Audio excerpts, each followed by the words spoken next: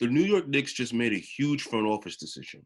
Just yesterday, it was reported that Knicks president of basketball operations, Leon Rose, just hired a new assistant GM who worked for Utah for 19 years, named Walt Perrin. Now, this decision comes weeks after Rose chose to extend Scott Perry for one more season. Now, hiring Walt Perrin is a power move, and I'm going to explain why.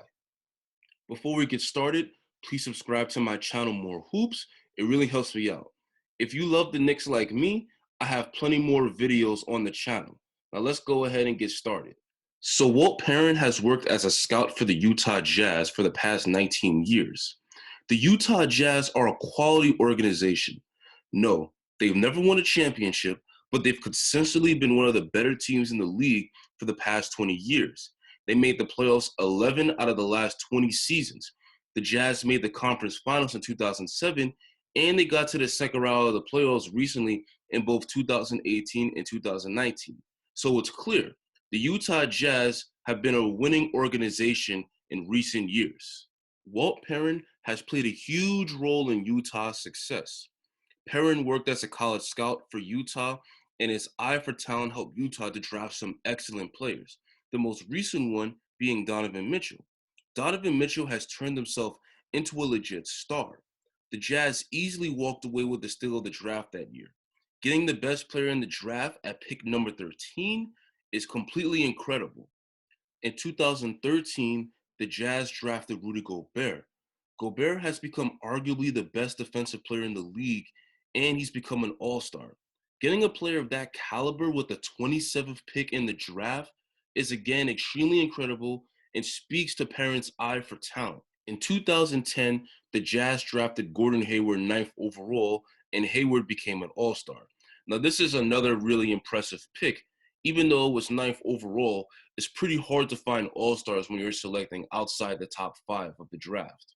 In 2006, the Jazz drafted Paul Millsap with the 47th pick in the draft. Millsap has become a 4-time all-star. Usually when you're selecting in the second round, you're lucky if you find a rotation player that plays on your second unit, let alone a multiple-time all-star. This is, again, another incredible selection. And in 2005, the Jazz drafted Deron Williams 3rd overall, who is on his way to a Hall of Fame career until injuries slowed him down when he got traded to the Nets. So this makes it clear. Walt Perrin is excellent at drafting. You'd be pretty hard-pressed to find a scout in the league with a better track record. Now, that track record is what makes the hire such an excellent move. The Knicks are a young, rebuilding team with a bunch of picks coming in.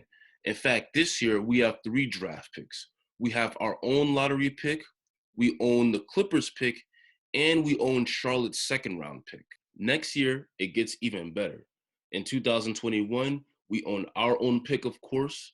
We own the Mavericks' first-round pick from the Porzingis trade, and we own the Hornets pick, and we own the Pistons pick, which could easily be high second-round picks. So the Knicks actually have 7 draft picks coming within the next 2 years alone. To get a draft expert months before the NBA draft is a very smart move by Leon Rose. There's no draft combine this year, and there will be no workouts allowed for evaluating talent. So trying to find the right players in this draft is going to be hard. You need guys who know what they're doing and have intel on all the prospects. Hiring Perrin increases the likeliness we'll be able to hit on our picks over these next 2 years. Now, as stated before, Leon Rose also decided to keep Scott Perry.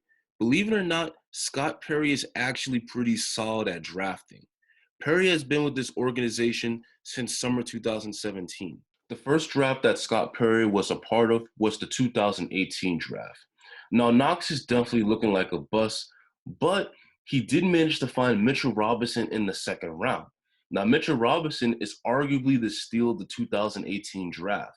He was on the all-rookie team last year, and he's already become one of the league's best shot blockers.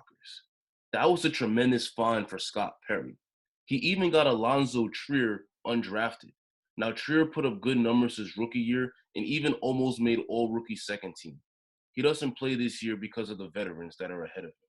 This year, Scott Perry drafted R.J. Barrett, who had a solid, not great rookie season, and he drafted Iggy Brazdeikis in the second round. Now, kind of like Trier, Iggy hasn't played much in the NBA because of the veterans, but he's been lighting it up playing for the Westchester Knicks. I actually went to Westchester with my family to see Iggy play, and I gotta say, he's a beast. Of course, the G League isn't the NBA by far, but his numbers in the G League leave reasons for optimism. He averaged over 22 points a game for them. Iggy is still a question mark, but it's safe to say Scott Perry hit on 2 out of 3 of his draft picks.